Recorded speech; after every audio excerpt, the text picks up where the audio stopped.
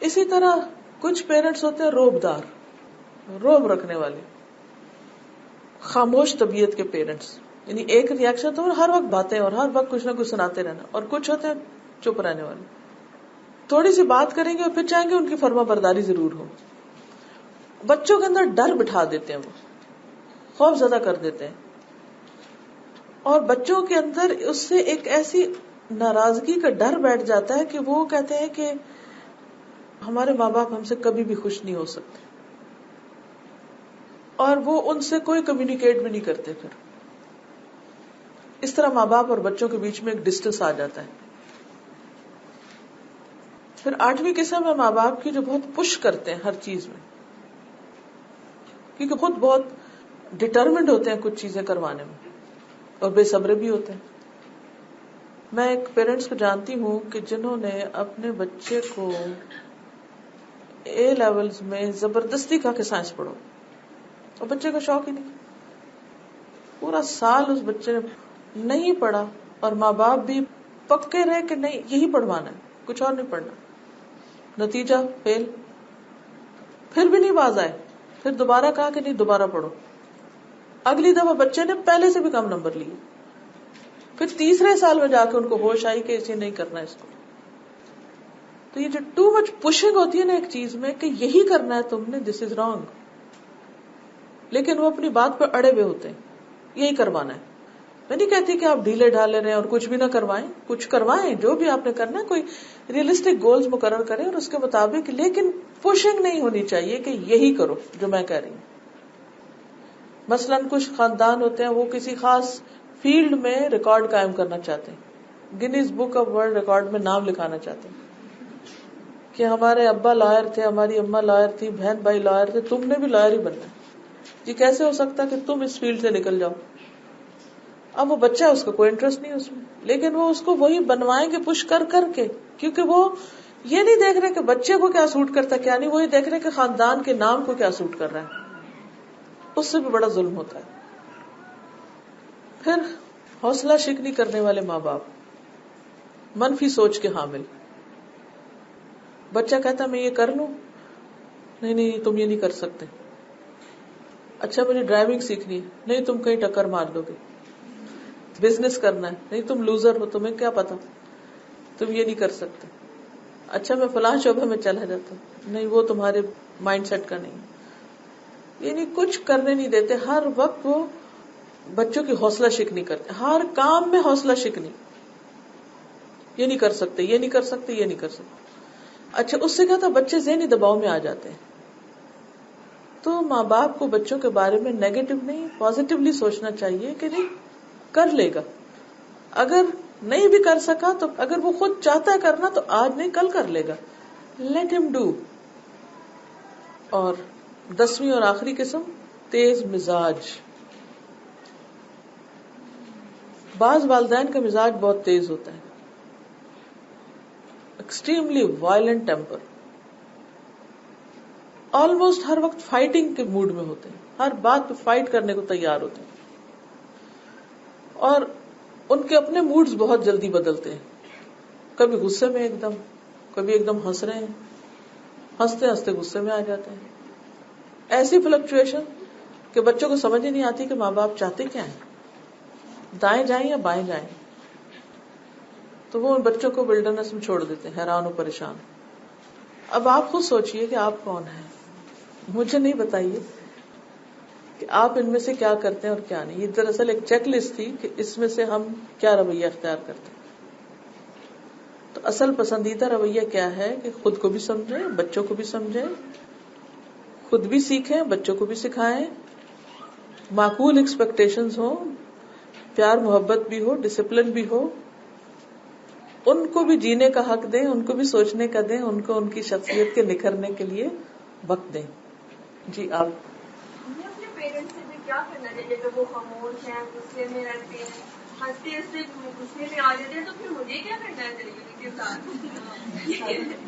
میں بھی یہی سوچتی، جزاک اللہ آپ کا، کہ آپ نے جو پوائنٹس دکھایا میں شروع سے آخر تک میں ساتھ ساتھ پوائنٹس بناتی جا رہی ہوں کہ بچوں سے تو آپ کر ہی دیں، اور میں یہی معاملات آپ نے ماشاءاللہ آج جو پوائنٹس ہیں بزرگوں کے ساتھ بھی اگر ہم یہی کریں، ان کو بھی اسی طرح ذہنی طور پر تیار کریں، توجہ دیں، مشورہ کریں، ان کی کچھ باتیں اگنور کر دیں، ان کو انوانٹیڈ نہ یہ اب آپ کے لیے کہہ رہی ہیں جو کہہ رہی ہیں نا یہ تو اس طرح سے ادر وے راؤنڈ اچھی چین بنتی ہے کہ آپ اپنے گھر میں، کیونکہ ہم گھر سے تو نہیں نکل سکتے، اور اگر یہ جو حکمت آپ نے جو آج دی ہے ماشاءاللہ کہ آپ ادھر بچوں کو ساتھ کریں اور ادھر بڑوں کے ساتھ، یس تو بیلنس ہو جائے گا. اچھا اب دیکھیے کہ یہ بات ہو رہی تھی نا کہ بچوں کے جو برے بہیویئر ہوتے ہیں یا مس بہیو کرتے ہیں یا اریٹیشن ان کی ہوتی ہے، اس کو اگنور کرنا بہت مشکل کام ہوتا ہے. آپ اس کو نہیں ہضم کر سکتے. کہتے کیسے چھوڑ دیں، یہ بدتمیزی کر رہے ہیں، چھوڑ دیں ان کو، یہ بات نہیں مان رہے تو ان کو چھوڑ دیں، ان کا نقصان ہو جائے گا اور پتہ نہیں کیا ہو جائے گا. تو ہمیشہ یہ یاد رکھنا چاہیے کہ ہو سکتا ہے کہ وقتی طور پر آپ نظر انداز کر دیں تو بچہ خود بھی کچھ سوچے، لیکن صرف اتنا نظر انداز کرنا ہے جس سے بہتری آئے. جہاں نظر انداز کرنے سے خرابی آ رہی ہے وہاں آپ نے نظر انداز نہیں کرنا، اس کا علاج کرنا ہے. ٹھیک ہے، اگنور کرنا اسکیپ کرنا نہیں ہے، یاد رکھیے. اگنور کرنے اور اسکیپ کرنے میں فرق ہے. اسکیپ کرنا کیا ہوتا ہے کہ کسی مسئلے کو فیس نہ کرے، run away. Ignore and run away. You don't want to face the problem, you don't want to correct it. اس سے نہیں بات بنے گی، کیونکہ اصل چیز تو تربیت ہے. تو عام طور پہ ہوتا کیا ہے کہ ہم کسی ایک رویے کو دیکھتے رہتے ہیں، اگنور کرتے رہتے ہیں، پھر ایک دن آتا ہم ایکسپلوڈ کرتے ہیں اور اس میں اگلی پچھلی کسر نکال دیتے ہیں. یہ بھی ٹھیک نہیں. اس وقت کے لیے بھی پلان کر لیجئے جس دن آپ نے خوب خبر لینی ہے. ابھی آپ نظر انداز کر رہے ہیں اور پھر آپ نے ایک دن کلاس لینی ہے، لیکن اس میں بھی آپ نے ایموشنل نہیں ہونا. ایموشنل سے مراد بے وقوفی کی باتیں نہیں کرنی. ایموشنز تو آئیں گے اسٹرانگ کرنے کے لیے اپنی بات کو. مثلاً آپ روز دیکھ رہے ہیں کہ بچہ دیر کر کر کے نماز پڑھ رہا ہے، آپ روز سے کہتے ہیں اٹھو نماز پڑھ لو، اچھا، پھر دیر کر دیتا ہے. چلیے ایک ہفتہ دیکھ لیا آپ نے، ایک مہینہ دیکھ لیا، سال دیکھ لیا، اب سمجھائے چلے جا رہے ہیں، ریوارڈ بھی نہیں کام کر رہا، تعریف بھی نہیں، توجہ بھی نہیں، کوئی بھی چیز نہیں کام کر رہی. اب کیا کریں؟ اب ایک دن لے کے بیٹھنا پڑے گا اور خوب اس میں بھی دھمکنے والی باتیں نہیں کہ میں بائیک آؤٹ کر دوں گی، آگ کر دیں گے، گھر سے نکال دیں گے فلانا. اور کوئی ایسی بات نہ کرے جو آپ نے کرنی نہیں ہے. جھوٹی دھمکیاں نہ دے، کیونکہ ہوتا ہی ہے کہ جب ہم کہتے ہیں اور پھر کرتے نہیں تو بچے کہتے ہیں یہ تو ہماری اماں کہتی ہی رہتی ہیں اور اس کا ہونا مانا کچھ نہیں. وہ بھی اس کو مذاق میں لیتے ہیں. پھر لہذا جو آپ نے کرنا وہ آپ بتائیں اور پھر اس کو کریں. پھر وہ ان کے دل پہ خوب ڈر ڈالے گی بات اور وہ سوچنے پہ مجبور ہو، کیونکہ اصل میں تو سوچوانا ہے نا ان سے. تو ان کو ڈھیٹ نہ بننے دیں اور آپ اپنے اصولوں پر مستقل مزاجی سے جمے رہیں. پھر نوٹ بھی کرتے رہیں کہ مثلاً بچے نے بدتمیزی کی اور آپ خاموش ہو گئے، اگنور کر دیا. پھر آپ واچ کریں کہ اس کا نتیجہ کیا نکلا، کیا اس سے بہتری آئی یا خرابی آئی. مثلاً آپ اس کی طرف دیکھنا چھوڑ دیں. میری جو ماں روز محبت سے دیکھتی ہو، اسمائل کر کے بات کرتی ہو، اگر وہ دیکھے کہ ماں دیکھ نہیں رہی تو آپ بلیو می، صرف آپ کا یہ فیل کہ آپ دیکھنا چھوڑیں اس کے دل کے اوپر عجیب اثر ڈالے گا. مثلاً ہے تو بہت پرسنل مثال لیکن تجربے کے لیے آپ کو شیئر کرتی ہوں. تو میں اپنے بیٹے سے کہتی تھی کہ میں یہ دیکھ نہیں سکتی کہ تمہارے چہرے پر داڑھی نہ ہو، یہ میں نہیں دیکھ سکتی، اور تم اپنے بال کو ہاتھ نہیں لگاؤ گے داڑھی کے. لیکن obviously آپ کو پتا جب شروع میں اگتی داڑھی تو عجیب سی وہ خشخشی سی ہوتی ہے اور بچے اسکول میں جا رہے ہوتے ہیں اور فرینڈز بھی مذاق کرتے ہیں تو ان کے لیے ایک مشکل ہو جاتی. میں نے اپنی ایکسپیکٹیشن پہلے سے بتائی، سمجھایا کہ یہ عورت کا چہرہ نہیں ہو سکتا، یہ مرد کا چہرہ ہے، اس کو مرد لگنا چاہیے. میں تم یہ نہیں کہتی کہ تم ابھی سے لمبی بہت رکھ لو، کیونکہ obviously بچہ ہے، بعض بچوں کی بہت ارلی ہو جاتی ہے اور پھر بہت چھوٹی عمر میں بہت بڑے بھی لگنے لگتے ہیں. لیکن یہ صاف نہیں ہو سکتا، تم اس سنت سے روگردانی نہیں کر سکتے. اچھا سمجھاتی رہی. ایک دن کہیں جا کے تو پتہ نہیں کیا ہوا، اس نے صاف کر لی یا کروا لی. جو ہی میں نے پہلی نظر دیکھا تو مجھے سخت تکلیف ہوئی. میں نے اپنی نگاہیں پھیر لی اور اس کے بعد میں نے کئی دن تک اس کی طرف نہیں دیکھا. اور یہ اس کے لیے اتنی بڑی سمجھ تھی کہ اس کے بعد پھر اس نے کبھی صاف نہیں کی. چھوٹی بڑی آگے پیچھے ہوتی رہی، لیکن یہ نہیں ہوا کہ الحمدللہ کے چہرے سے بال ہٹ گئے ہوں. میں نے کہا نہیں کچھ، صرف دیکھنا چھوڑ دی. اور یہ نہ دیکھنا جو تھا یہ اتنی بڑی سزا تھی کہ یہی کافی تھی. کچھ بولنے اور کچھ چیخنے چلانے اور گھر میں فساد کرنے، یہ کچھ ایکسپیکٹیشن بتا دی جائے، وجہ بتا دی جائے، اور اس کے بعد ڈسپلن کرنے میں پھر خود بھی صبر سے کام لیا جائے. کیونکہ بعض اوقات ہم خود پھر امپیشنٹ ساتھ ہو جاتے، خود ہی مارتے، خود ہی روتے، خود ہی گلے لگا لیتے. بھی کیوں مارا اتنا پہلے جو گلے لگانا پڑا، یا خود ہی سوری کرے.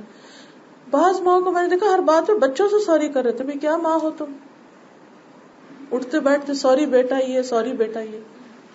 ٹھیک ہے کوئی ریئل وجہ ہو سوری کرنے کی تو ضرور کریں، لیکن جب ہر وقت ہی سوری کر رہے ہوتے ہیں تو یہ لگتا ہے ہم بے وقوف ہیں اور عقل مند تو وہی ہیں، تو ہم سر پہ چڑھا رکھا ہے ان کو. اب آپ دیکھیں کہ یہ ایک منیمم ایکسپیکٹیشن تھی جو میں نے رکھی. ٹھیک ہے مجھے رکھنی تو اس سے ہائر تھی، بہت اونچی رکھنی چاہیے تھی، لیکن مجھے پتا تھا کہ یہ اٹھا نہیں پائے گا. ابھی ظاہر کینیڈا میں تھا، وہاں ماحول اور طرح کا، بچے سارے، اور تو مجھے پتا تھا یہ اس کی ہمت سے باہر ہے کہ اگر میں اس کو اس میں ڈالوں گی تو اس کے لیے زیادہ مشکل ہے. تو بعض اوقات یہ ہوتا ہے کہ ہم ان سے توقع بھی رکھیں تو ایسی نہ رکھیں جو وہ کر نہ پائیں، لیکن جو رکھیں وہ ان کو بتائیں اور پھر پوری بھی کروائیں. پھر اسی طرح یہ ہے کہ بعض اوقات بچے آپ کے ساتھ کھینچا تانی شروع کر دیتے ہیں، آنکھ مچولی کھیلتے ہیں. وَدُّوا لَوْ تُدْهِنُوا فَيُدْهِنُونَ، وہ چاہتے ہیں کہ آپ کمزور پڑے تو وہ بھی مزے کریں، اور وہ ٹیسٹ کرتے ہیں آپ کو کہ کہاں تک آپ ان کو ڈھیل دے سکتے ہیں. تو ایسی صورت میں آپ اپنے اصول پر جمے رہیں. فلیکسیبل ہونا ہے، آپ نے ریزنیبل ہونا ہے، ان کی انسانی کمزوری کو بھی سمجھنا ہے، کہیں غلطی بھی کرنے کی اجازت دینی، کہیں ڈھیلا بھی چھوڑنا ہے، لیکن اتنی نہیں رسی دراز کرنی کہ بالکل ہی ہاتھ سے نکل بھاگے.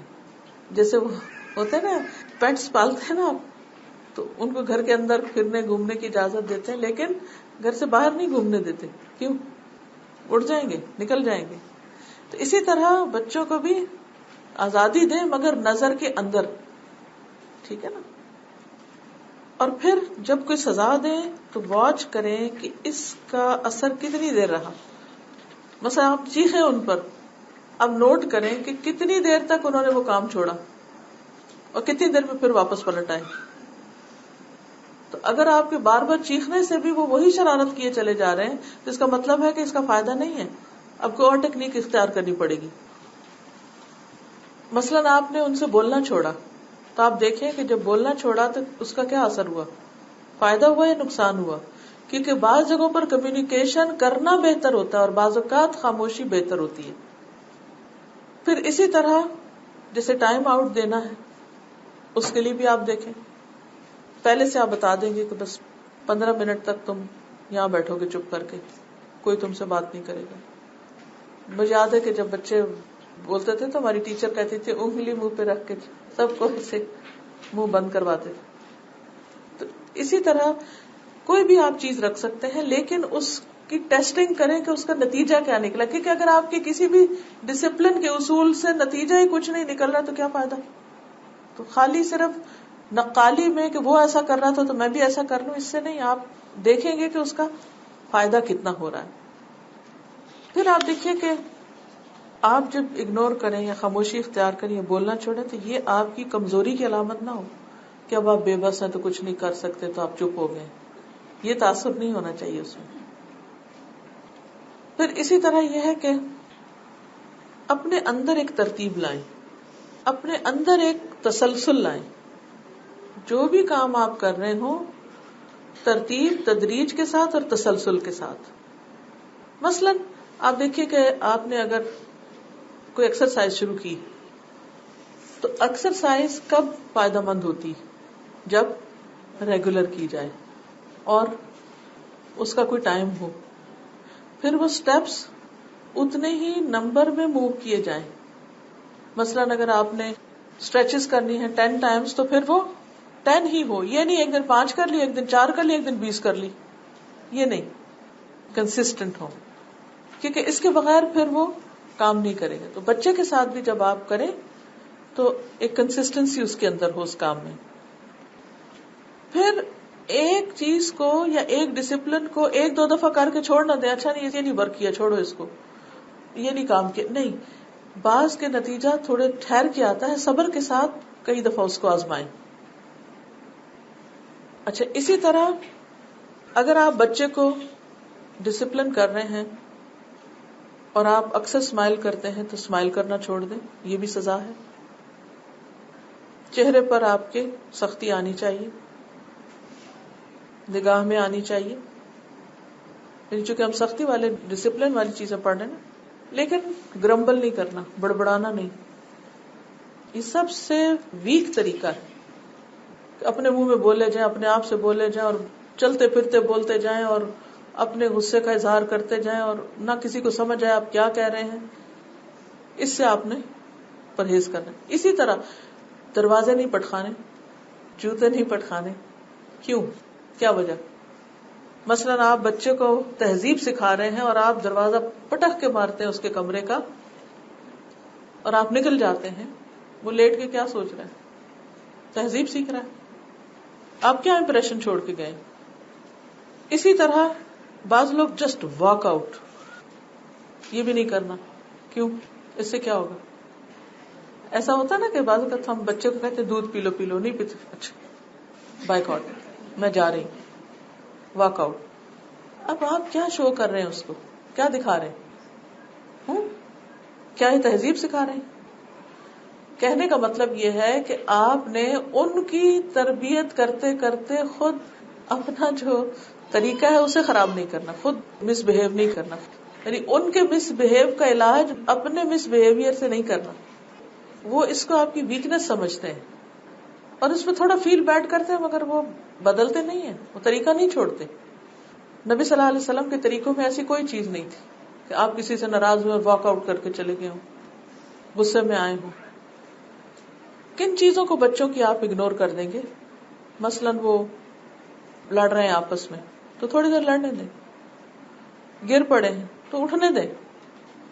آپس میں کوئی ایسی باتیں کر رہے ہیں یا خود اکیلے میں کر رہے ہیں، بعض اوقات آپ نے دیکھا بچے ری ری ری کرے چلے جاتے ہیں، کرنے دیں تھوڑی دیر، لیو دم الون. بعض اوقات رونا شروع کر دیتے، رونے دیں تھوڑی دیر، کچھ نہیں ہوتا. بعض بچے روتے روتے زمین پہ ٹانگیں مار رہے ہوتے ہیں، پاؤں مار رہے ہوتے ہیں، مارنے دیں، کیا پتا زمزم پڑے. کیونکہ ہم خود ہی مائیں بے صبری ہو جاتی، ہائے میرا بچہ رو پڑا. تو پھر اس کو ٹائم چاہیے ہوتا ہے، گیو دم ٹائم. اور جب انہیں پتا چلتا ہے کہ اتنا روئے اور اماں نے پوچھا ہی نہیں تو پھر اگلی دفعہ وہ اتنا نہیں روئیں گی. ٹھیک ہے، پیچھے رہ جاتے ہیں، ہاں ٹینشن بالکل. ہاں تھوڑی دیر ادھر بیٹھ جائے خود بھی، ٹھیک ہے کھڑے رہو، میں بھی بیٹھی ہوں، کتنی دیر کھڑے ہونا یہاں. تو یہ ہے اگنور کرنا، نظر انداز کرنا، اور یہ دیکھنا کہ کب توجہ دینی ہے اور کب اگنور کرنا ہے. لیکن اگر وہ کوئی قانون توڑ رہے ہیں یا کوئی سڑک پہ نکلے چلے جا رہے تو آپ اگنور نہیں کر سکتے. ٹریفک میں کئی کسی گاڑی کے نیچے آ جائیں گے، آپ یہ نہیں کہہ سکتے جاؤ جاؤ، یہ نہیں ہو سکتا. یعنی اس کو بھی لمٹ کے اندر اگنور کرنا ہے. ٹھیک ہے. بعض بچے روتے روتے ان کا دم گھٹ جاتا ہے، ان کو اٹیک ہو جاتا ہے، تو اس میں اگنور نہیں کر دینا کہ وہ تھوڑی دیر بے ہوش پڑے رہے. یعنی ہر چیز کی ایک لمٹ بھی رکھنی ہے. ایسا نہ کل کوئی آپ کے ایسا ہو گیا آپ نے کہا تھا اگنور کر دو تو ہم نے چھوڑ دیا. چلیے ٹھیک ہے. اب میں سنت سے کچھ مثالیں دوں گی کہ نبی صلی اللہ علیہ وسلم جب انسانوں کی تربیت کر رہے تھے تو کیا کیا طریقے آپ نے اختیار کیے اور کس طرح آپ نے اپنی توجہ ہٹا کر لوگوں کے برے رویوں کی اصلاح کی یا برے رویوں کی حوصلہ شکنی کی. کس طرح مس بہیویئر کو ڈسکریج کیا. اصلاح کے لیے، تربیت کے لیے جہاں تعریف ضروری ہے وہاں برے رویے کو ڈسکریج کرنا بھی ضروری ہے. اللہ سبحانہ وتعالی نے فرمایا وَاصْبِرْ عَلَىٰ مَا يَقُولُونَ وَاهْجُرْهُمْ هَجْرًا جَمِيلًا. جو کچھ یہ لوگ آپ کو کہتے ہیں اس پر صبر کیجیے اور شریفانہ طریقے سے ان سے الگ ہو جائیے. یعنی ریئیکشن نہیں بلکہ خاموشی اختیار کرنا. جب سامنے کا شخص چاہے بڑا ہو یا چھوٹا، چاہے آپ کا اپنا بچہ ہو، وہ بدتمیزی کر رہا ہو تو اس پر آپ کیا کریں؟ خاموشی اختیار کریں اور ایک طرف کو ہو جائیں. یہ اصلاح کا ایک طریقہ ہے. غصہ آنے پر خاموشی اختیار کرنا. نبی صلی اللہ علیہ وسلم نے فرمایا علم سکھاؤ، آسانیاں پیدا کرو، مشکلات پیدا نہ کرو. جب تم میں سے کسی کو غصہ آئے تو خاموشی اختیار کرے. اذا غضب احدکم فلیسکت. یعنی غصے میں چیخنا چلانا نہیں بلکہ خاموشی اختیار کرنا. نبی صلی اللہ علیہ وسلم ایسے لوگوں کے پاس سے گزرے جو کشتی لڑ رہے تھے، ریسلنگ کر رہے تھے. آپ نے فرمایا یہ کیا ہے؟ لوگوں نے کہا یہ فلاں پہلوان ہے جو ہر ایک کو پچھاڑ دیتا ہے. آپ نے فرمایا میں تمہیں ایسا شخص نہ بتاؤں جو اس سے بھی زیادہ طاقتور ہے، جو ہر ایک کو پچھاڑ سکتا ہے. وہ آدمی جس پر کسی شخص نے زیادتی کی اور اس نے اپنے غصے کو پی لیا. The one who can control himself. بس وہ اس پہ غالب آ گیا اور اپنے شیطان پہ بھی غالب آ گیا اور اپنے ساتھی کے شیطان پہ بھی غالب آ گیا. یعنی اس نے 3 کو پچھاڑا. سمجھ گئے؟ یعنی جب آپ غصے میں صرف خود کو کنٹرول کر لیتے ہیں، بولتے نہیں، نیگیٹولی ریئیکٹ نہیں کرتے، تو آپ اتنے طاقتور ہیں کہ خود کو بھی کنٹرول کیا، سامنے والے کو بھی اور شیطانوں کو بھی. اسی طرح جہاں تک بات ہوئی تھی کہ چہرے سے غصہ ظاہر کرنا، تو اس کی سنت میں مثال کیا ہے؟ ابو سعید خدری رضی اللہ عنہ نے بیان کیا کہ نبی صلی اللہ علیہ وسلم کنواری لڑکیوں سے بھی زیادہ شرمیلے تھے. جب آپ کوئی ایسی چیز دیکھتے جو آپ کو ناگوار ہوتی تو ہم آپ کے چہرے مبارک سے سمجھ جاتے تھے. تو بچوں کو پتا ہونا چاہیے کہ ماں باپ کو کیا پسند ہے اور کیا نہیں، چہرے سے سمجھ جائیں. یہ ایک مسنون طریقہ ہے اصلاح کا، ڈسپلن کرنے کا. لیکن ڈانٹنا، گالی گلوچ یہ اصلاح نہیں، بگاڑ پیدا کرتا ہے. نبی صلی اللہ علیہ وسلم گالی گلوچ کرنے والے، فحش گوئی کرنے والے اور لعنت کرنے والے نہ تھے.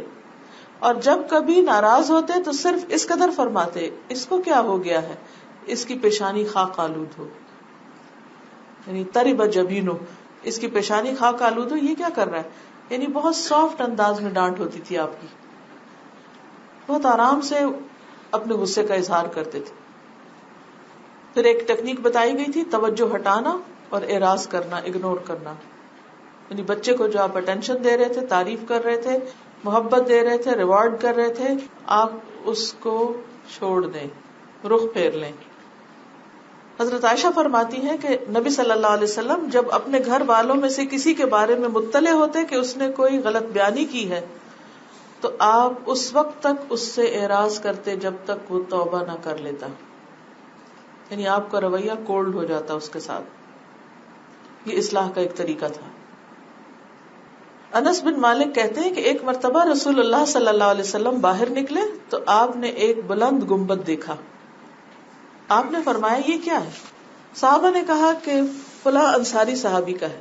آپ خاموش ہو گئے اور دل میں یہ بات رکھی، یہاں تک کہ اس گنبد کے مالک آپ کے پاس آئے اور آپ کو لوگوں کے درمیان سلام کیا. آپ نے منہ پھیر لیا. اس طرح کئی بار کیا. جب وہ آپ کی ناراضگی اور اعراض کو یعنی اگنور کرنے کو جان گئے تو انہوں نے صحابہ سے اس کے بارے میں بات کی کہ اللہ کی قسم میں رسول اللہ صلی اللہ علیہ وسلم کو بدلا ہوا دیکھ رہا ہوں. یعنی آپ کی توجہ وہ نہیں ہے، شفقت وہ نہیں ہے، محبت نہیں ہے، کیا بات ہے. پھر وہ صحابی واپس گئے اور اپنے گنبد کو گرا دیا اور زمین کے برابر کر دیا. رسول اللہ صلی اللہ علیہ وسلم ایک دن پھر نکلے، اس گنبد کی طرف جب دیکھا تو وہ نہ تھا. آپ نے فرمایا کہ اس کا کیا ہوا؟ صحابہ نے عرض کیا ہم سے گنبد کے مالک نے اعراض کی شکایت کی تھی تو ہم نے اسے بتا دیا تو اس نے اس کو گرا دیا. تو آپ نے فرمایا یاد رکھو ہر عمارت مالک کے لیے وبال ہے سوائے اس کے کہ جس کے بغیر کوئی چارہ نہ ہو. پھر آپ کو پہلے بھی یہ حدیث سنائی گئی تھی کہ حضرت عائشہ رضی اللہ تعالی عنہا نے ایک گدا خریدا جس پہ تصویریں تھیں. تو جب آپ اندر جانے لگے تو دیکھا کہ وہ گدا رکھا ہوا، تو آپ اندر تشریف نہیں لائے. تو کہتی ہیں کہ میں نے کہا کہ اے اللہ کے رسول صلی اللہ علیہ وسلم، میں نے جو غلطی کی ہے اس سے میں اللہ سے معافی مانگتی ہوں. یعنی کس وجہ سے آپ ناراض ہیں، ایک دم محسوس کر لیا. تو آپ نے فرمایا یہ گدا کس کے لیے؟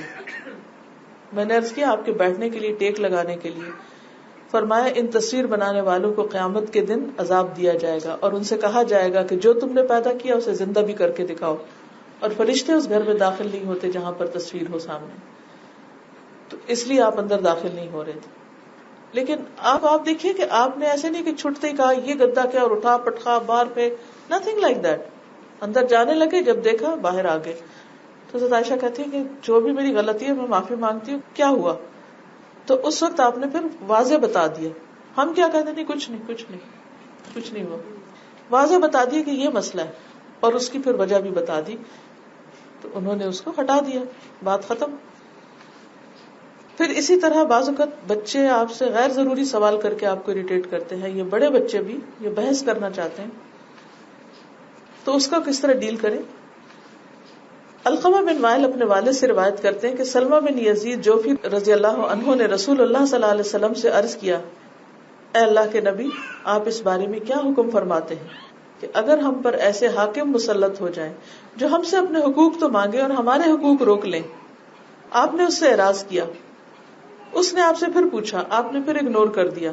اس نے دوسری یا تیسری مرتبہ پوچھا تو اشعث بن قیس نے کھینچ لیا اور کہا کہ بات سنو اور اطاعت کرو، کیونکہ ان پر ان کا بوجھ، تمہارے اوپر تمہارا بوجھ. وہ جو کرتے ہیں وہ خود جواب دیں گے اور تم اپنی ذمہ داریوں کو ادا کرتے رہو. یعنی بعض اوقات نبی صلی اللہ علیہ وسلم ایسے سوالوں کا جواب نہیں بھی دیتے تھے کہ جو درست نہیں ہوتے تھے. یہ بھی اگنور کرنے کا ایک طریقہ ہے، حتیٰ کہ دوسرا شخص خود سمجھنے کی کوشش کرے. دیکھیں جب ہم ٹو مچ انسٹرکشن دے دیتے ہیں نا تو اگلا شخص اپنا دماغ ہی نہیں استعمال کرتا. تو let them think, let them figure out some time, not always.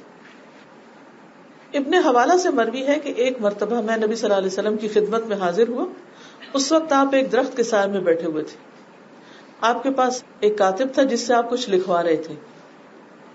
نبی صلی اللہ علیہ وسلم نے فرمایا، اے ابن حوالہ، کیا ہم تمہیں بھی لکھ نہ دیں، یعنی کچھ لکھ کے دیں نا تم کو؟ میں نے عرض کیا مجھے نہیں معلوم، آئی ڈونٹ نو، اللہ اور اس کے رسول نے میرے لیے کیا پسند فرمایا.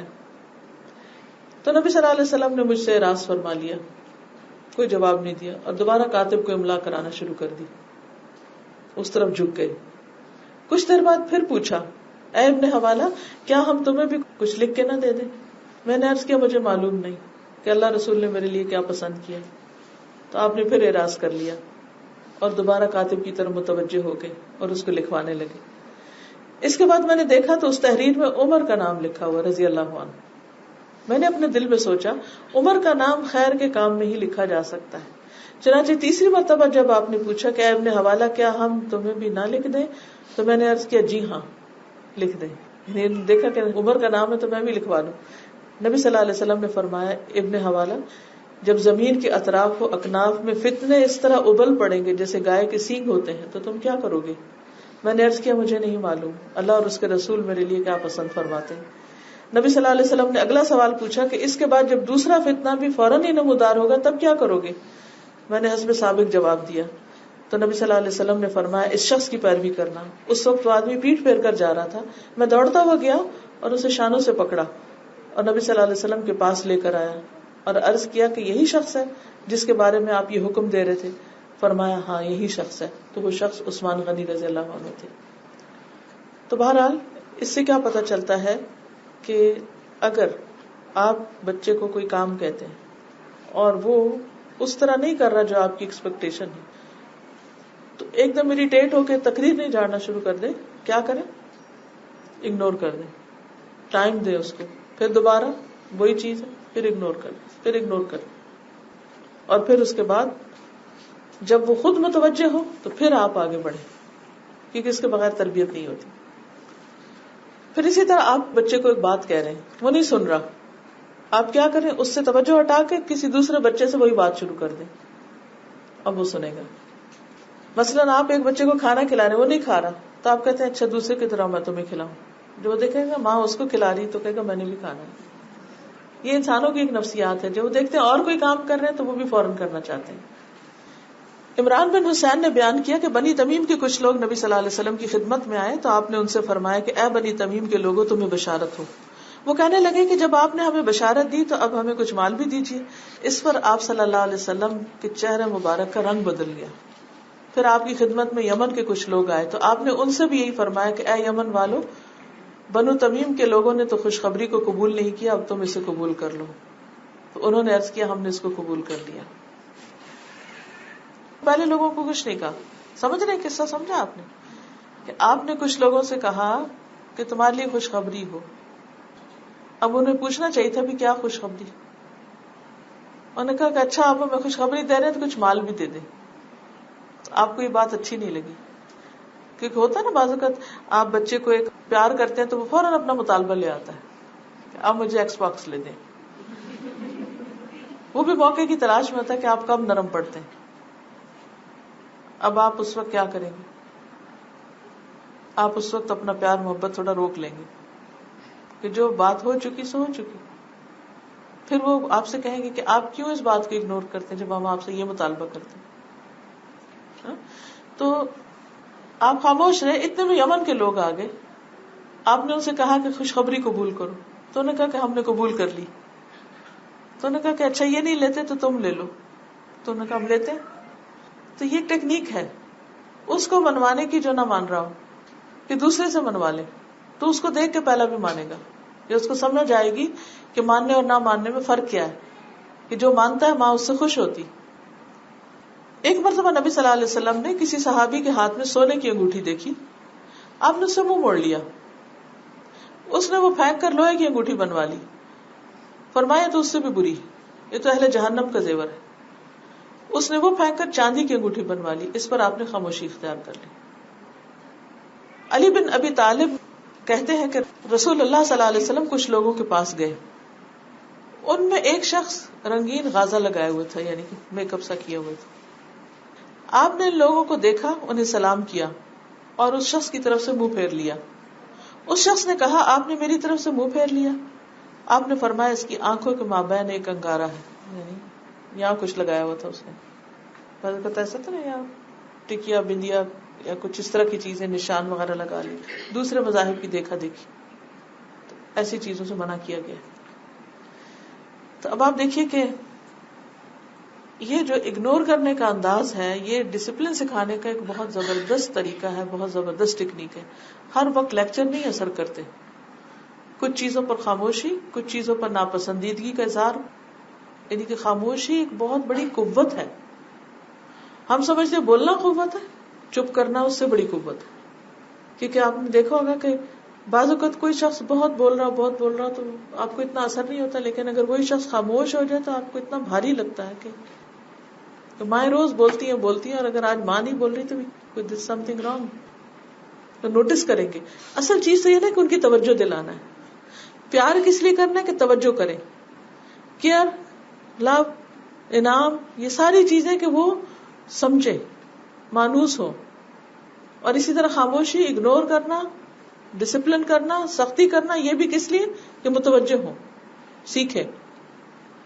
ابو سعید خدری سے روایت ہے کہ نجران کا ایک باشندہ حضور صلی اللہ علیہ وسلم کی خدمت میں حاضر ہوا. وہ سونے کی انگوٹھی پہنے ہوئے تھا. آپ نے اس کی طرف توجہ نہیں کی. آپ نے فرمایا تم اس حال میں آئے ہو کہ تمہارے ہاتھ میں آگ کا ایک شعلہ ہے. پھر چہرے سے ناراضگی. پہلا کیا تھا؟ صرف خاموشی اور اگنور کرنا. اب ہے ناراضگی کا اظہار. سٹیپ بائی سٹیپ چلیں گے. زید بن خالد سے مروی ہے کہ ایک شخص نے رسول اللہ صلی اللہ علیہ وسلم سے لقطہ کے بارے میں پوچھا. لقطہ کہتے ہیں گری پڑی چیز کو اٹھانا. آپ نے فرمایا کہ 1 سال تک اس کا اعلان کرتے رہو. اگلے روز ہم نیچے گئے تو وہاں ایک گولڈ کی کوئی چیز گری پڑی تھی. پہلے ہم نے سوچا اٹھائے، پھر ہم نے کہا کون 1 سال اعلان کرے گا، اس لیے بہتر ہے کہ جہاں پڑی ہے پڑی رہے، جس کی بھی ہے آ جائے گا ڈھونڈنے کے لیے واپس. اسی طرح ایک مسجد میں ہم گئے تو وہاں گاڑی کی چابی پڑی ہوئی تھی صف پہ. پہلے ہم نے سوچا کہ اٹھا لیں، پھر ہم نے کہا کہ نہیں، جس کی گری ہے وہ خود آ جائے گا، دیکھے گا. جہاں جہاں انسان چیز گرتی ہے وہاں جا کے دوبارہ. لیکن اگر آپ نے اٹھائی تو پھر آپ کی ذمہ داری ہو جائے گی. آپ سے لقطے کے بارے میں پوچھا گیا. آپ نے فرمایا کہ 1 سال تک اعلان کرو، پھر اس کے بندھن اور برتن کی بناوٹ کو ذہن میں یاد رکھو اور اسے اپنی ضروریات میں خرچ کرو. اس کا مالک اگر اس کے بعد آ جائے تو واپس کر دو. صحابہ نے پوچھا یا رسول اللہ صلی اللہ علیہ وسلم راستہ بھولی بکری کا کیا کیا جائے؟ آپ نے فرمایا اسے پکڑ لو، کیونکہ وہ یا تمہاری ہوگی یا تمہارے بھائی کی ہوگی یا پھر بھیڑیے کی ہوگی، نہیں پکڑو گے تو ختم ہو جائے گی. صحابہ نے پوچھا راستہ بھولے وہ اونٹ کا کیا کیا جائے؟ اس پر آپ غصہ ہو گئے، چہرہ مبارک سرخ ہو گیا. پھر آپ نے فرمایا تمہیں اس سے کیا مطلب، اس کے ساتھ خود اس کے کھر اور اس کا مشکیزہ ہے، اسی طرح اس کو اس کا اصل مالک مل جائے، کیونکہ اونٹ تو دور سے بھی نظر آ جاتا ہے، اونچی چیز ہے، تو اس کے گمنے کا کیا سوال. ایک اور حدیث ہے، حضرت عائشہ سے مروی ہے کہ صفیہ رضی اللہ تعالی عنہا نے رسول اللہ صلی اللہ علیہ وسلم کی خدمت میں کھانا بھیجا جو انہوں نے آپ کے لیے بنایا تھا. آپ میرے پاس تھے. جب میں نے لونڈی کو دیکھا تو میں غصے سے کانپنے لگی کہ آپ میرے گھر میں اور کھانا کہیں اور سے کیوں آ رہا ہے، یہاں تک کہ میں نے غصے میں برتن توڑ کر پھینک دیا. رسول اللہ صلی اللہ علیہ وسلم نے میری طرف دیکھا تو مجھے آپ کے چہرے پر غصے کے آثار نظر آئے. میں نے کہا میں رسول اللہ صلی اللہ علیہ وسلم سے اللہ کی پناہ میں آتی ہوں کہ آج وہ مجھ پر لعنت کریں. پھر میں نے عرض کیا کہ اے اللہ کے رسول صلی اللہ علیہ وسلم اس کا کفارہ کیا ہے؟ آپ نے فرمایا برتن جیسا برتن اور کھانے جیسا کھانا، یعنی اس کا کفارہ یہی ہے کہ جو خراب کیا ہے اس کو واپس لاؤ. یعنی دیکھیں نا کہ پھر سمجھنے والے بھی کتنی جلدی سمجھتے ہیں نا کہ نوٹس میں آ جاتی ہے چیز. جب ہم ہر وقت ہی غصہ کرتے رہے، ہر وقت ہی ڈانٹ ڈپٹ کرتے رہے، تو پھر کس وقت وہ سمجھیں گے کہ یہ بھی اصلاح کا ایک طریقہ ہے. حضرت عائشہ کہتی ہیں کہ رسول اللہ صلی اللہ علیہ وسلم حضرت خدیجہ کا جب تذکرہ کرتے تو ان کی خوب تعریف کرتے. تو کہتی ہے ایک دن مجھے غیرت آ گئی.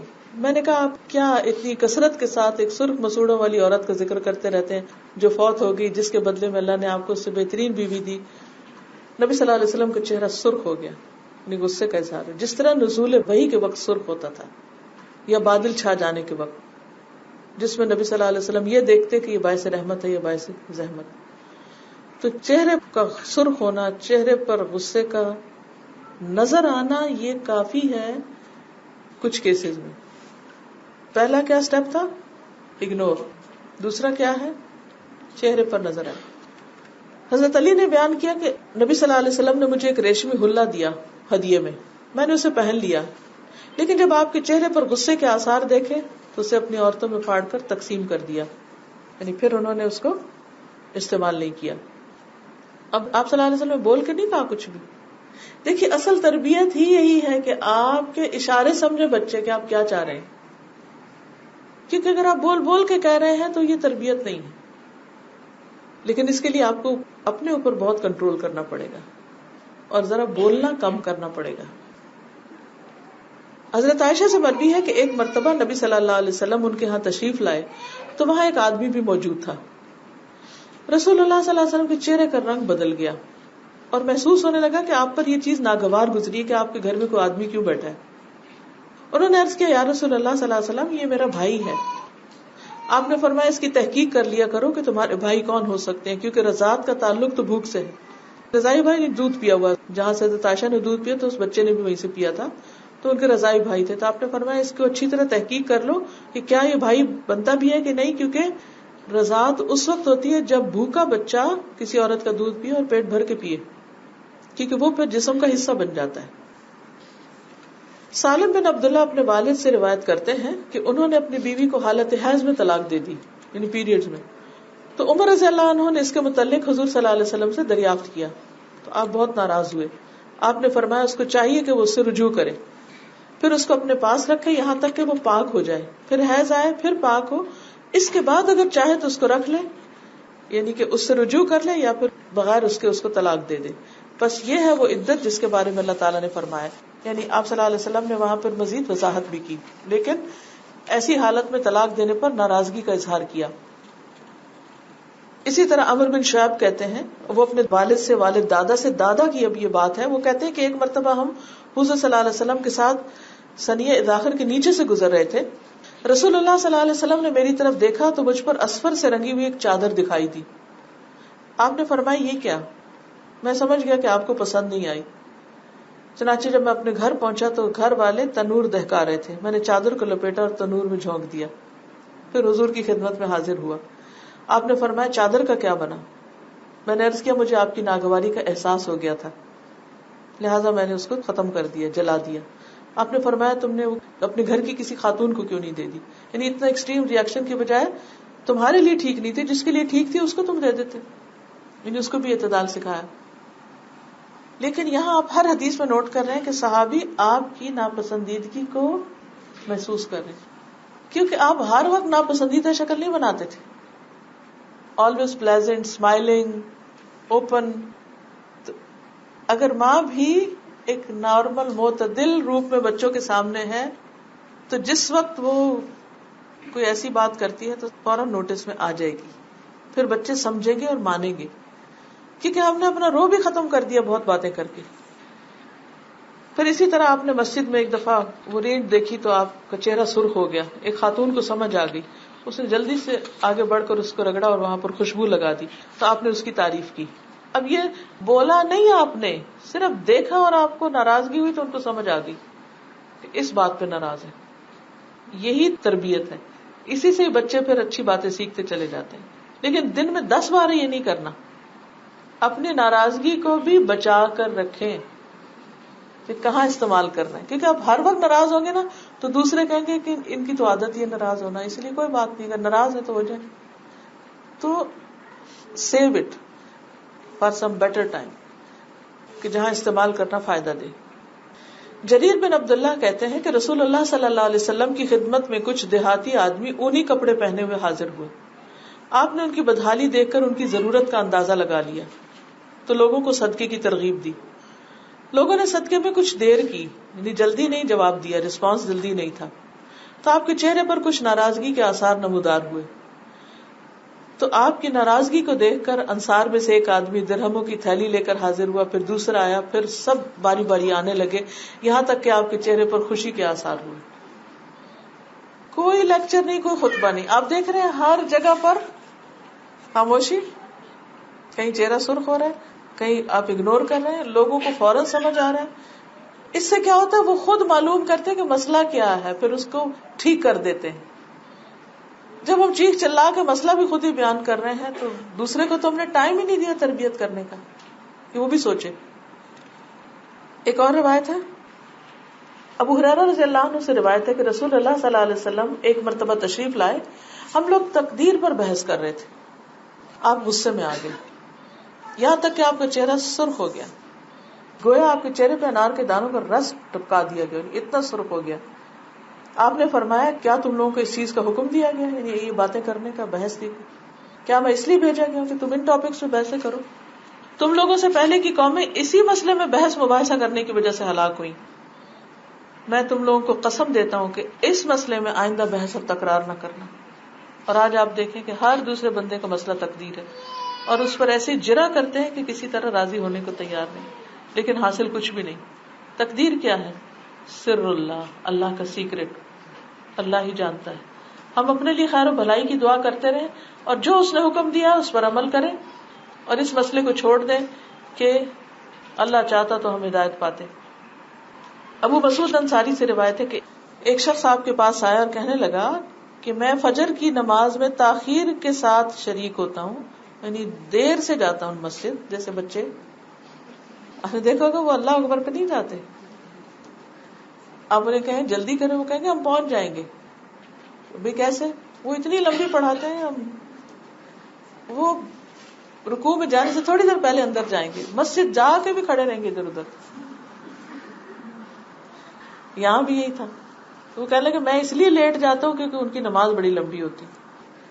اس پر آپ اس قدر غصہ ہوئے کہ میں نے نصیحت کے وقت اس دن سے زیادہ غضبناک آپ کو کبھی نہیں دیکھا. پھر فرمایا لوگوں، تم میں بعض لوگ نماز سے لوگوں کو دور کرنے کا باعث ہیں، پس جو شخص امام ہو اسے ہلکی نماز پڑھنی چاہیے، اس لیے کہ اس کے پیچھے کمزور، بوڑھے اور ضرورت والے سبھی ہوتے ہیں. لیکن جملہ پھر مختصر ہی ہے نصیحت کا، لمبی بات نہیں.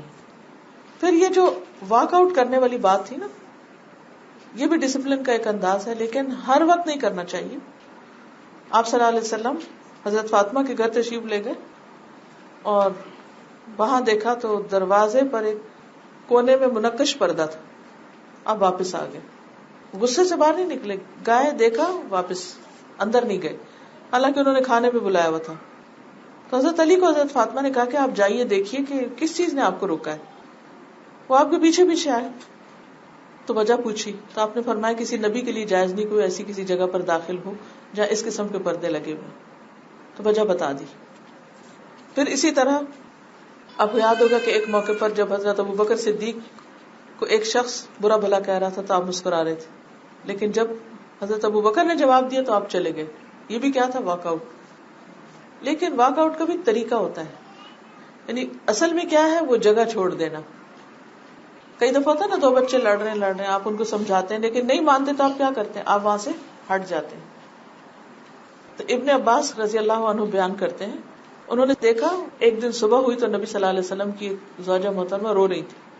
تو زوجہ محترمہ کے پاس ان کے گھر والے موجود تھے. مسجد کی طرف گیا تو وہ بھی لوگوں سے بھری ہوئی تھی. عمر بن خطاب آئے اور آپ کی خدمت میں گئے تو رسول اللہ صلی اللہ علیہ وسلم ایک کمرے میں تشریف فرما تھے. انہوں نے سلام کیا لیکن کسی نے جواب نہیں دیا. پھر سلام کیا, جواب نہیں دیا. پھر سلام کیا, جواب نہیں دیا. تو آواز دی, رسول اللہ صلی اللہ علیہ وسلم کی خدمت میں گئے, عرض کیا یا رسول اللہ کیا آپ اپنے ازواج کو طلاق دے دی؟ آپ نے فرمایا نہیں بلکہ 1 مہینہ میں نے الگ رہنے کی قسم کھائی. تو حضور صلی اللہ علیہ وسلم 29 دن تک مسجد میں رہے, گھر نہیں گئے کسی کے بھی. کیوں؟ یہ بھی ڈسپلن کا ایک طریقہ تھا, کیونکہ ازواج بعد ایسے مطالبات کر رہی تھی کہ جو آپ کو پسند نہیں تھے. تو جب بعض اوقات کوئی چیز سکھانی ہوتی ہے تو اس سکھانے کے لیے انسان خاموشی, جگہ کو چھوڑ دینا, بائیکاٹ, یہ اس کی بھی اجازت ہے, لیکن بہت لمبے عرصے تک نہیں کہ وہ قطع رحمی ہونے لگے. اسی طرح روٹھے ہوئے کو ایک حد تک منانا چاہیے, پھر اس کو چھوڑ دینا چاہیے تاکہ وہ خود سمجھے. بعض اوقات ہوتا ہے بچے کو کھانا دیتے ہیں, وہ کہتے ہیں یہ کیوں پکایا, میں نے نہیں کھانا, وہ چھوڑ کے چلا جاتا ہے اپنے کمرے میں. پھر آپ اسے کہتے ہیں پیار سے آؤ کھا لو, نہیں میں نے نہیں کھانا. پھر کیا ہوتا ہے؟ پھر سمجھاتے ہیں. پھر وہ جب نہیں مانتا تو کیا کرنا چاہیے آپ کو؟ تلوار کے زور سے کھلائیں گے؟ نہیں, چھوڑ دے, تھوڑی دیر بھوک لگے گی خود ہی آ جائیں گے. حضرت صفیہ کی مثال آپ کو شاید پہلے بھی میں نے دی تھی کہ حجۃ الوداع کے موقع پر وہ ان کو ساتھ لے کر گئے تھے حج کے موقع پر. تو ایک آدمی سواریوں کو تیزی سے ہانکنے لگا تو آپ نے فرمایا کہ آہستہ آہستہ چلو. تو اس دوران حضرت صفیہ کا اونٹ بدک گیا, وہ تیز چلا رہا تھا. تو سواری بہت عمدہ تھی, خوبصورت تھی, لیکن وہ رونے لگ گئی. نبی صلی اللہ علیہ وسلم کو جب پتا چلا تو آپ نے ان کو بہت شفقت سے, پیار سے ان کے آنسو پوچھے. وہ اور زیادہ رونے لگے. آپ نے ان کو اور سمجھانے کی کوشش کی لیکن وہ اور ہی روتی جا رہی تھی. تو آپ نے ان کو پھر سختی سے جھڑک دیا اور لوگوں کو پڑاؤ کا حکم دے دیا, حالانکہ آپ نے وہاں رکنا نہیں تھا. تو اس پر آپ نے کیا کیا؟ باری حضرت صفیہ کی تھی اس دن, لیکن آپ ان کے پاس نہیں گئے. قرآن مجید میں بھی ڈسپلن کرنے کا طریقہ کیا ہے؟ پہلے مرحلے پر سمجھاؤ اور دوسرے مرحلے پر الگ ہو جاؤ. جب سمجھانے کے باوجود, منانے کے باوجود کوئی نہ مانے تو پھر ذرا اس کو اس کے حال پہ چھوڑ دو, چلو ٹھیک ہے خود ہی سمجھ جاؤ. اور ویسے ہوتا بھی یہ ہے کہ دوسرا شخص بھی اندر کوئی ایسی ویکنس اس وقت ہوتی ہے کہ وہ بھی اوور کم نہیں کر پاتا, تو اس کو بھی ٹائم چاہیے ہوتا ہے. بعض اوقات ہم کہتے ہیں نا بس اسی وقت اب تم ٹھیک ہو جاؤ, نارمل ہو جاؤ. بھائی نہیں, اس کو بھی ٹائم دے دو, نہیں ہو سکتا. وہ حبیرہ کی بیٹی ایک دن نبی صلی اللہ علیہ وسلم کی خدمت میں حاضر ہوئی. ان کے ہاتھ میں بڑے بڑے موٹے چھلے تھے. آپ نے ان کے ہاتھ پہ ہاتھ مارا. وہ حضرت فاطمہ کی خدمت میں پہنچی اور انہوں نے شکوہ کیا. صوبان کہتے ہیں کہ پھر نبی صلی اللہ علیہ وسلم حضرت فاطمہ کے گھر گئے. حضرت فاطمہ نے اپنے گلے کا ہار نکالا جو سونے کا تھا اور کہا یہ مجھ کو ابو الحسن یعنی حضرت علی نے تحفے میں دیا ہے. وہ ہار ان کے ہاتھ میں تھا.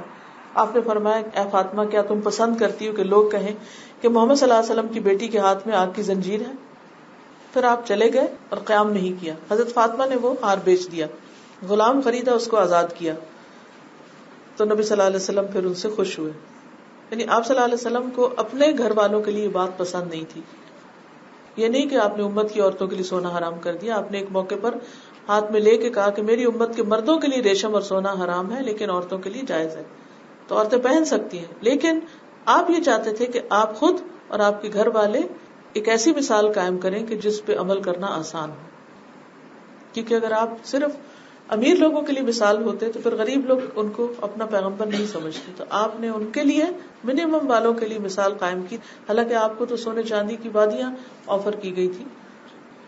تو یہاں پر ہم دیکھتے ہیں کہ آپ صلی اللہ علیہ وسلم نے ناراضگی کا اظہار بھی کیا اور ہاتھ پہ ہاتھ بھی مارا. یہ نہیں کہ زوردار مار ماری تھے، لیکن بعض اوقات بعض چیزوں پہ آپ تھوڑی سی دھپ، تھوڑی سی وہ کر سکتے ہیں. اب گریجولی دیکھیں نا آگے بڑھ رہے ہیں ڈسپلن میں.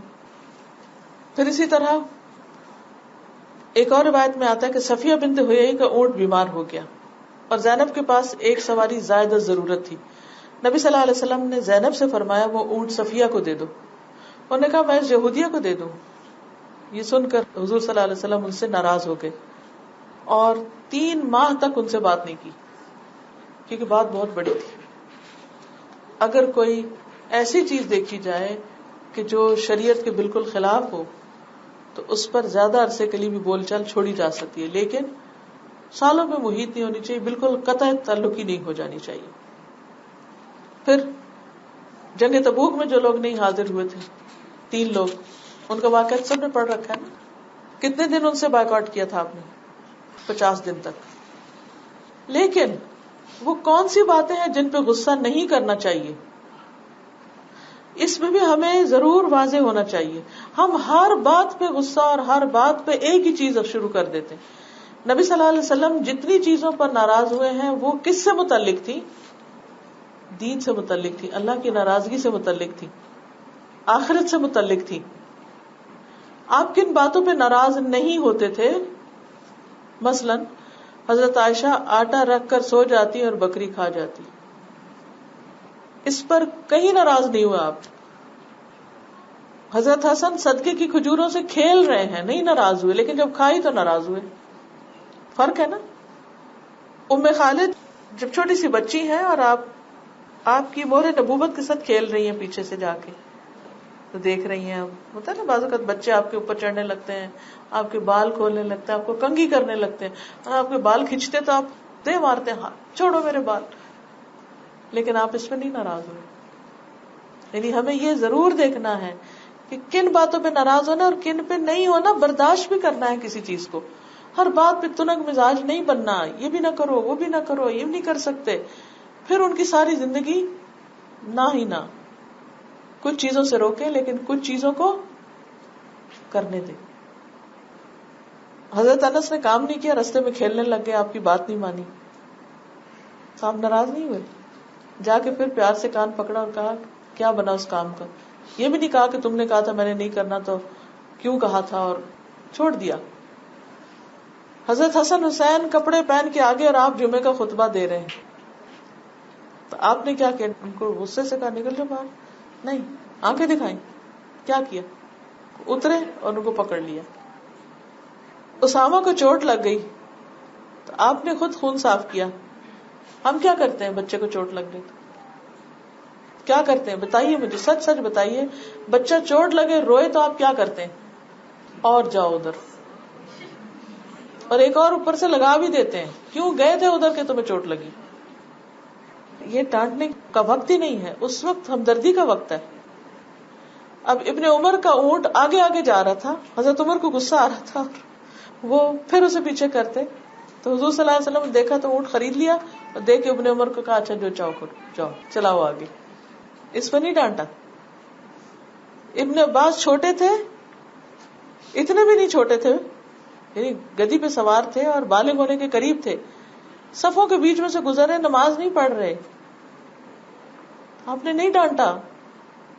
اب ایسا 10 سال کا بچہ ہو گیا، مجھے پڑھنی چاہیے نماز، لیکن بعض اوقات ہو سکتا ہے اس کا وضو نہ ہو، ایسی جگہ پر ہو تو ہم پیچھے پڑ جاتے ہیں. جہاں گنجائش نکلتی ہو، یہ نہیں کہ کسی وقت بھی نماز نہ پڑھے، لیکن اگر مثلا پکنک پہ گئے ہوئے ہیں یا کوئی ایسی کھیل کسی جگہ پر ہیں اور مسافر ہیں، جمع کر سکتے ہیں تو پیچھے نہ پڑے، تھوڑی سی چھوٹ دے دیں.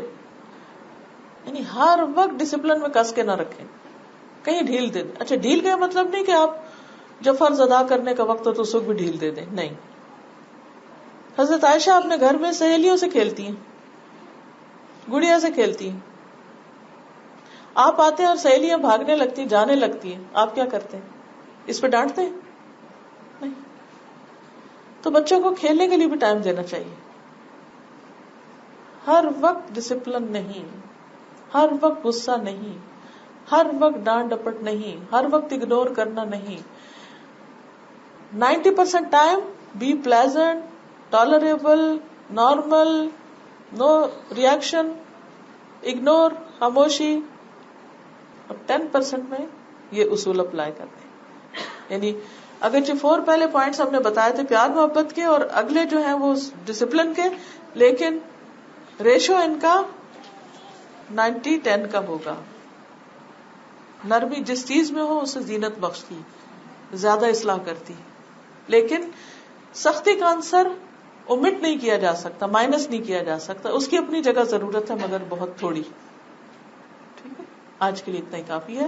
اسائنمنٹ ہے، آپ اس کو لے لیجئے تو انشاءاللہ آپ کو اپنے آپ کو مزید فوکس کرنے میں مدد ملے گی.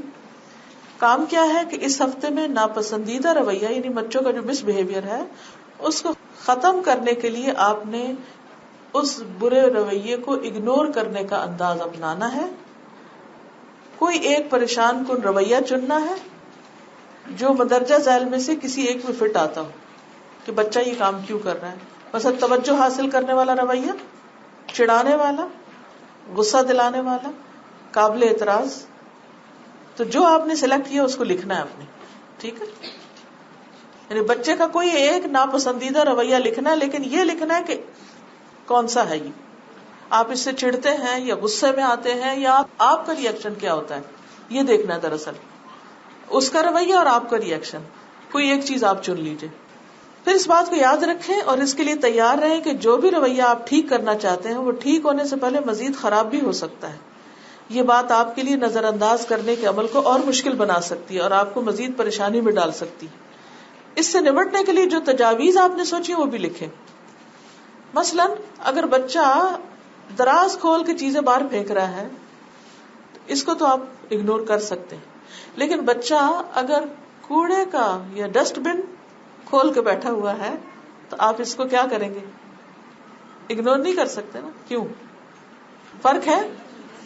پہلے کو دفعہ سارا کھولنے دے، ایکسپلور کرنے دے، وہ سیکھ رہا ہے کچھ. پھر آپ اس کے ساتھ بیٹھ کے خود رکھیں اندر. آپ پھر گھنٹے بعد آئیں گے پھر وہی کام ہو رہا ہوگا. اب آپ اسے کہیں کہ آپ رکھیں، سارا اس میں نہیں ڈالیں، آدھا آپ اس کے ساتھ رکھیں. پھر تیسری دفعہ پھر ہوگا تو پھر آپ آہستہ آہستہ آہستہ اس پہ ڈالیں گے. اب ایک وقت آئے گا وہ خود ہی نکالے گا، خود ہی ڈالے گا، پھر وہ اس سے باز بھی آ جائے گا، چھوٹ جائے گا. کہ ہم آج تک دراز کھول رہے ہیں؟ نہیں، اب ہمیں نہیں ضرورت، لیکن بچپن میں ہم نے بھی کھولے. اسی طرح دیواروں پہ لکھنا. اچھا اگر ایسی جگہ لکھ رہا ہے کہ جہاں مٹایا جا سکتا ہے تو اگنور کر دیں، لیکن ایسی جگہ لکھ رہا ہے کہ جہاں نہیں ہو سکتا تو پھر آپ اس کو واچ بھی کریں. تو یہ اب آپ نے کوئی بھی چیز سلیکٹ کر کے جو آپ کے بچے کے اندر ہے، اگر ٹین ایجر ہے تو اسی اعتبار سے ان کی کسی عادت کو جس پہ آپ کو بہت غصہ آتا ہے اس کو لکھ کے، پھر اس کے بعد کتنا اگنور کرنا ہے، کب تک کرنا ہے اور اس کا نتیجہ کیا نکل رہا ہے، تو اس کو دیکھنا ہے. پھر جب بھی ناپسندیدہ رویہ وہی خاص جس پہ آپ کام کر رہے ہیں نظر آئے، نظر انداز کریں. جتنی دفعہ آپ نظر انداز کریں اتنی دفعہ مارک کر لیں. تو یہ سیٹرڈے سنڈے جمعے تک کا آپ کو چارٹ دیا گیا، ان سب کے اوپر آپ نے نشان لگا کہ 10 دفعہ اگنور کیا. نبی صلی اللہ علیہ وسلم نے خادم کی خطا کتنی دفعہ معاف کرنے کو کہا. یاد رکھیے بہت سے ناپسندیدہ رویے ایک ہفتے میں ختم نہیں ہوں گے، لیکن آپ اس پر ورک کرنے لگیں گے تو آپ کو خود سمجھ آ جائے گی کہ آپ کو آئندہ کیا کرنا. یہ دراصل آپ خود سیکھ رہے ہیں. ابھی ہمارے یہ جو چل رہا ہے نا اس وقت، ان ہفتوں میں تو شاید ہم اپنے آپ کو ہی سمجھ پائیں اور تھوڑی تھوڑی چیزیں ساتھ ساتھ آزماتے جائیں. ونس وی آر ریڈی انشاءاللہ بچے بھی تیار ہو جائیں گے. الحمدللہ آج کا ویک 5 کا ٹارگٹ پورا ہوا. جی آپ کچھ کہیے.